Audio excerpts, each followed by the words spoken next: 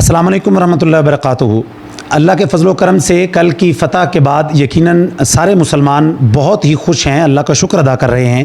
لیکن میں آج اس ویڈیو کے اندر دو بنیادی باتیں بھائیوں سے ڈسکس کرنا چاہتا ہوں کہ جو میں سمجھتا ہوں کہ ہر مسلمان اور ہر پاکستانی کو اس جنگ کے خاتمے کے بعد ضرور احساس کرنا چاہیے کہ آخر کن وجوہات کی بنیاد پر فتح ہوتی ہے، کن وجوہات کی بنیاد پر شکست ہوتی ہے۔ تو سب سے پہلی بات، سب بھائیوں نے اس بات کو بڑے توجہ کے ساتھ دیکھا ہوگا کہ آج کی جنگ ابھی ہاتھوں کی جنگ نہیں ہے، ابھی زور کی جنگ نہیں ہے، بلکہ آج کی جنگ ٹیکنالوجی کی جنگ ہے، سیٹلائٹ وار ہے، سائبر وار ہے۔ تو جنگ کا نقشہ بدل چکا ہوا ہے۔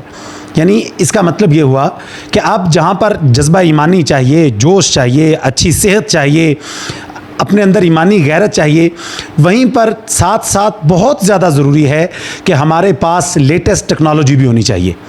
آپ ذرا غور کیجئے، مسلمان اس وقت دنیا میں 1.5 ارب سے زیادہ ہیں، لیکن غزہ کے مسلمانوں کی مدد کے لیے کیوں نہیں جا رہے؟ کیا تعداد کے اندر کمی ہے؟ نہیں، وہ اس وجہ سے نہیں لڑ پا رہے اسرائیل کے ساتھ کیونکہ یہ جانتے ہیں کہ اس کے پاس ٹیکنالوجی زیادہ ہے۔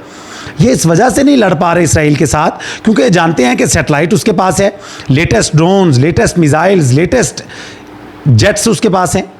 تو ہمیں اس بنیادی بات کو اب ریئلائز کر لینا چاہیے کہ اگر امت مسلمہ غلبہ چاہتی ہے، امت مسلمہ عروج چاہتی ہے، اور ہم چاہتے ہیں کہ ہم عزت کے ساتھ زندگی گزاریں، تو اس کے لیے سب سے پہلے ہمیں علم کے میدان میں آگے بڑھنا ہوگا، ٹیکنالوجی کے میدان میں آگے بڑھنا ہوگا۔ تو ساری قوم کو، پوری امت مسلمہ کو ابھی یک زبان ہو کر اپنی ساری انویسٹمنٹ تعلیم کے اوپر لگانی چاہیے۔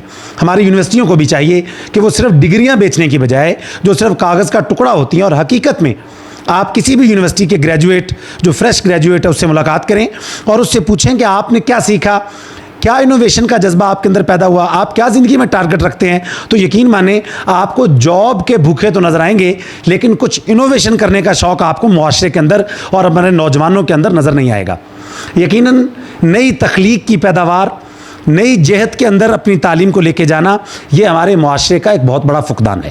اپنی عمارتوں پہ پیسہ لگانے کی بجائے، جس طرح عرب ابھی نیوم سٹی سعودیہ کے اندر بن رہا ہے، یا برج دبئی کے بعد برج خلیفہ، اور پھر اور عمارتیں بڑی بڑی بن رہی ہیں، ان کے اندر کمپٹیشن کرنے کی بجائے ہمیں امت مسلمہ کو اس بات پر کمپٹیشن کی ضرورت ہے کہ یار لیٹسٹ میزائل ہم نے بنانا ہے، لیٹسٹ ڈرون ہم نے بنانا ہے، سیٹلائٹ ہمارے اپنے ہونے چاہیے، موبائل ہمارے اپنے ہونے چاہیے۔ جتنی بھی میڈیسن ابھی ہمارے پاکستان کے اندر آ رہی ہے، آپ اس کی بیس پہ جائیں، 99% را مٹیریل ہم باہر سے امپورٹ کر رہے ہیں، ہماری ویکسینز باہر سے امپورٹ ہو رہی ہیں۔ یہ جذبہ ایمانی ہونا چاہیے کہ یہ بھی دین کا حصہ ہے اور یہ بھی ابھی جنگ ہے۔ اور اللہ تعالیٰ قرآن میں فرماتے ہیں وَأَعِدُّوا لَهُم مَا اسْتَطَعْتُم مِّن قُوَّةٍ، اے ایمان کا دعویٰ کرنے والو، قوت کے ساتھ تیار رہو، اپنا سامان تیار رکھو، ہر وقت تیار رہو، ہر طرح سے تیار رہو۔ تو ہمیں ابھی ہوش کے ناخن لینے پڑیں گے، ٹیکنالوجی کا اصول کرنا پڑے گا۔ اگر امریکہ نے F-35 بنایا ہے، ہم نے اس سے بھی لیٹسٹ ٹیکنالوجی بنانی ہے۔ یہ سب سے بنیادی بات ہے۔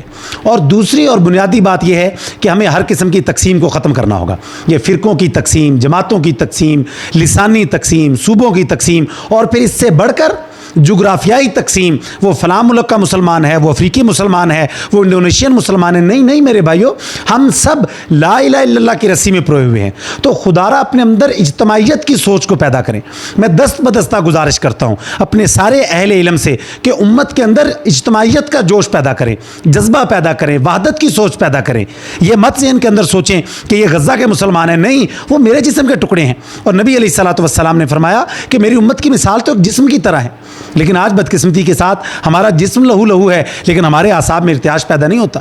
حقیقت میں ہم لڑنے کے قابل ہی نہیں ہیں امت مسلمہ بھی، یہ جنگ کے اندر مقابلہ ہی نہیں کر سکتے۔ تو انہیں جذبہ ایمانی کے ساتھ ساتھ، ٹیکنالوجی کے ساتھ ساتھ انہیں اپنے اندر وحدت پیدا کرنی ہوگی، اور پھر اللہ کے لیے نکلنا ہوگا، اپنے بھائیوں کی مدد کے لیے۔ اور یقین مانیں اگر یہ دو کام امت مسلمہ آج کر لے، آج سے سٹارٹ کر لیں ہم یہ کام، کہ ہم ٹیکنالوجی میں آگے جائیں گے اور ہم وحدت کے تصور کے ساتھ زندہ رہیں گے، یقین مانیں اللہ تعالیٰ ہمارے لیے فرشتوں کا نزول کرے گا، اللہ ہمارے لیے راستے کھولے گا، اللہ ہمارے لیے خزانوں کے منہ کھولے گا۔ تو اپنے اندر ان دو بنیادی باتوں کو پیدا کریں۔ اس جنگ کے بعد یہ دو بنیادی سبق ہم سب نے یاد کر لینے ہیں کہ ہم نے تعلیم پر پیسہ لگانا ہے اور ہم نے وحدت کے اوپر توجہ کرنی ہے۔ انشاءاللہ تعالی اس جنگ کو جس طرح اللہ نے فتح میں بدلا ہے، اگر ساری امت مسلمہ ان دو بنیادی باتوں کو سمجھ لے تو مجھے انشاءاللہ پورا یقین ہے کہ عروج آگے مسلمانوں کا ہوگا. یقیناً اس پہ کچھ اشرے لگ سکتے ہیں لیکن اس سفر کا آغاز تو کرنا چاہیے. ایک جاپانی کہاوت ہے کہ 10,000 میل کا سفر بھی ہمیشہ پہلے قدم سے شروع ہوتا ہے. میں اللہ سے دعا کرتا ہوں اللہ تعالیٰ امت مسلمہ کو سربلندی عطا فرمائے. وما علینا الا البلاغ المبین.